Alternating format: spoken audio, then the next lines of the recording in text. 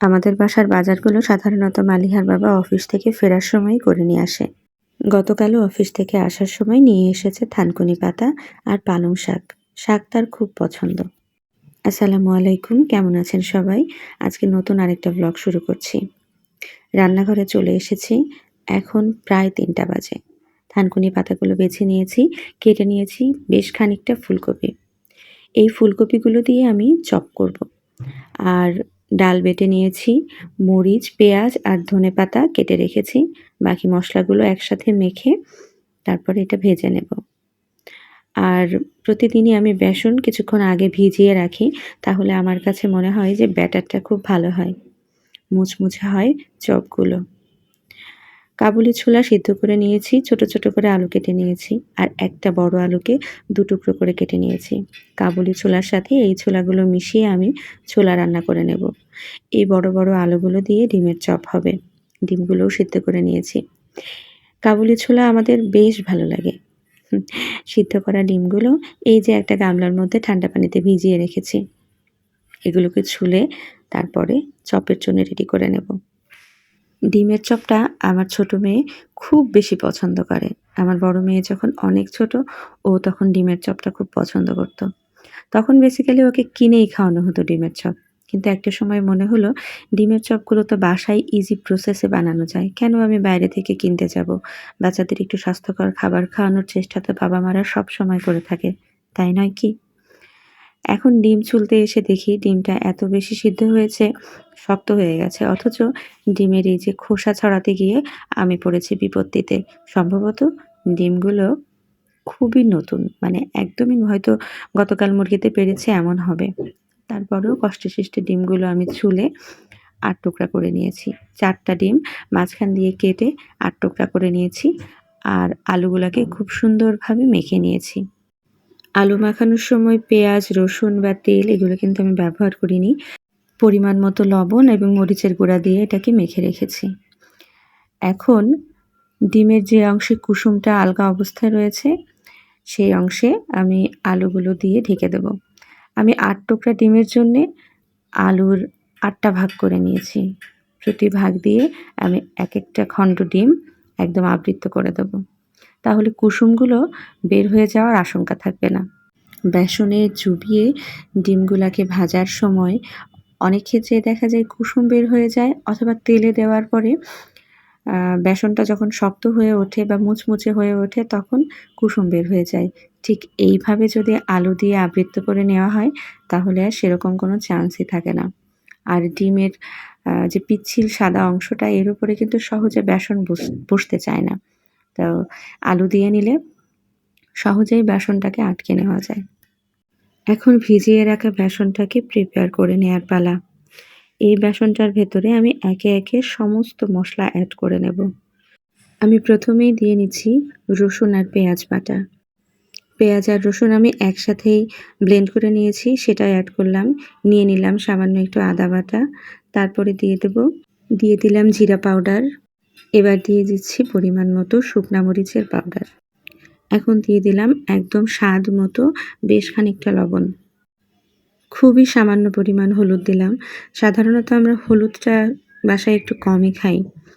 হলুদ অ্যাড করার পরে দিয়ে দিচ্ছি 1/2 চামচের মতো কর্নফ্লাওয়ার। এবার দিয়ে দেব কিছুটা গরম মশলা গুঁড়ো। মোটামুটি আমার সব উপকরণগুলো দেওয়া হয়ে গেছে।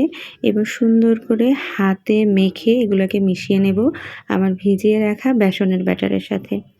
যখন মশলাগুলা খুব ভালোভাবে মিশে যাবে, এরপর পরিমাণ মতো পানি অল্প অল্প করে এটাতে অ্যাড করে নেব। সঠিক মাপে পানির ব্যবহার না হলে কিন্তু চপটা কখনোই ভালো হয় না। আমি এখন অল্প অল্প করে পানি মিশিয়ে নিচ্ছি এবং এতটুকু পানি মেশানোর পরে আমি ব্যাটারটাকে আরেকটু ভালোভাবে মেখে নিচ্ছি। অনেক সময় দেখা যায় বাজার থেকে কিনে আনা চপগুলোর উপরে বেসনের এত মোটা একটা প্রলেপ থাকে যে ভেতরে থাকা বেগুন বা আলুটাকে খুঁজেই পাওয়া যায় না। মনে হয় যে আমি শুধু বেসনটাই খাচ্ছি। এটা যেমন ভালো লাগে না, তেমন আমি যে জিনিসটা চপ বানাচ্ছি তার উপরে একেবারে পাতলা টিস্যুর মতো একটা লেয়ার পড়ে থাকলে সেটাও কিন্তু ভালো লাগে না। আসলে বেসনের ঘনত্বের মাপটা কিন্তু এত সহজও না। যখন পানি টানি দেয়া হয়ে গেল তারপরে আমি জাস্ট দেখে নিচ্ছি আমার বেসনটা ঠিক আছে কিনা। আমি আমার শুকনো একটা আঙুল বেসনের মধ্যে চুবিয়ে নিলাম। আর এখান থেকে দেখুন আমার পুরো আঙুলের যে অংশটুকু চুবিয়েছি ওটা কোট হয়ে আছে। তার মানে আমার বেসনটা মোটামুটি পারফেক্ট এবং এই কোটের যে কোটটা করেছি এটা কিন্তু অনেক মোটা হয়নি, মোটামুটি পাতলা ছিল। আবার আমার আঙুলের সাথে এটা সুন্দরভাবে লেগেও ছিল। তো এবার আমি ফুলকপির চপটা ভেজে নিচ্ছি। ফুলকপিগুলো বেসনের ব্যাটারে চুবিয়ে এবার গরম তেলে দিয়ে দিলাম। সরিষার তেল ব্যবহার করায় কড়াইটা পুরা তেলের ফেনায় ভরে গেল। এই জিনিসটা আমার খুব একটা ভালো লাগে না। মাঝে মাঝে মনে হয় যে তেলের ভিতরে কি অতিমাত্রায় কেমিক্যাল দেওয়া যে এইভাবে ফুলে ওঠে। কেউ যদি জানেন তো জানাবেন প্লিজ। এরকমটা কি সবার হয়? মানে যারা সরিষার তেল খান তাদের ক্ষেত্রে? যে এখন কিন্তু ঠিক অতটাও ফেনা হচ্ছে না। এখন মোটামুটি স্বাভাবিক আছে। তো এভাবে খুব দ্রুত হাতে চপগুলো আমি ভেজে নিচ্ছি। আজকের ইফতারে আমার সাথে আমার মা এবং আমার ছোট বোন থাকবে। আব্বু গ্রামের বাড়িতে যাওয়ায় আব্বু আজকে আসবে না। আম্মুকে ফোন করে বললাম যে, "আজকে চলে আসো, সবাই একসঙ্গে ইফতার করি।" সাধারণত যেদিন বাসায় আমি আর আমার মেয়েরা থাকি সেদিন আমরা এত বেশি আয়োজন করি না। হালকা কিছু ফল আর অল্প স্বল্প কিছু ইফতারি দিয়ে আমরা ইফতারিটা করে নেই। ভাজা পোড়াটা প্রতিদিন ভালোও লাগে না। তো এইজন্যে আজকে যেহেতু ওর বাবা ইফতার করবে, সেজন্যে আমি ভাজা পোড়াটাও করছি। এই যে এখন ডিমের চপগুলো ছেড়ে দিলাম তেলের ভেতরে। আর তাই আম্মুকে বললাম যে, "আম্মু আসো আমরা একসঙ্গে ইফতার করি।" তো ইফতারির সময় আম্মু এসেছিল আর আমার ছোট বোনও এসেছিল। আর মেয়ে ইফতারের আগে ওর বাবা যখন বাসায় আসে তখন ফোন করে বলে দিল, "বাবা চিকেন ফ্রাই খেতে ইচ্ছা হচ্ছে।" তো তার বাবা মেয়ে যখন চেয়েছে তখন আর কি আসার সময় সে KFC থেকে একটা বাকেট নিয়ে এসেছে। তো আজকের ইফতারিতে একেবারে অল্প স্বল্প আয়োজন করার চিন্তা থাকলেও আলহামদুলিল্লাহ শেষ পর্যন্ত কিন্তু একটা ভরপুর আয়োজন হয়ে গিয়েছিল। আসলে রিজিকে থাকলে আল্লাহ পাক যদি এটা আমাদের রিজিকে রেখে থাকেন তাহলে সেটা আসবেই। এখন আমি শরবত করে নিচ্ছি। আমি একটু আখের গুড় ভিজিয়ে রেখেছিলাম বেশ খানিকক্ষণ আগে। এটার ভেতরে আমি দিয়ে দিয়েছি লেবু। আর এখন এই আখের এই শরবতটাকে সেঁকে নিলাম। মোরটির একটা জার ছিল বাসায়, মানহা এটাতেই শরবত খাবে। তো ওর শরবতে শুধুমাত্র আমি একটু রুহ আফজা দিয়েছি। আর আমার ছোট বোন ও ইসুপগুলের ভুসি খায় না। এজন্যে ওরটাতে দিয়েছি প্লেন চিনির পানি আর লেবু। তো এখন বাকি যেটুকু ছিল এটুকুর ভেতরে এই যে চিয়া সিড, তোকমার দানা এগুলো ভেজানো যে আম মিশ্রণটা ছিল সেটা দিয়ে পুরা শরবতটার সাথে মিশিয়ে এখন যারা এটা খাবে তাদের মগ আমি একদম সুন্দরভাবে ভরে দিচ্ছি। তো এভাবে ইফতারের আগে ভাগে সবার জন্যে আলাদা আইটেম করে তারপরে আমরা ইফতারির জন্য বসে যাই। আর একসাথে বাসার সবাই মিলে ইফতার করার ভেতরে আলাদা একটা আনন্দ আছে। মনে হয় আল্লাহর রহমতের সম্পূর্ণটুকুই যেন আমার ঘরেই এসে পড়েছে।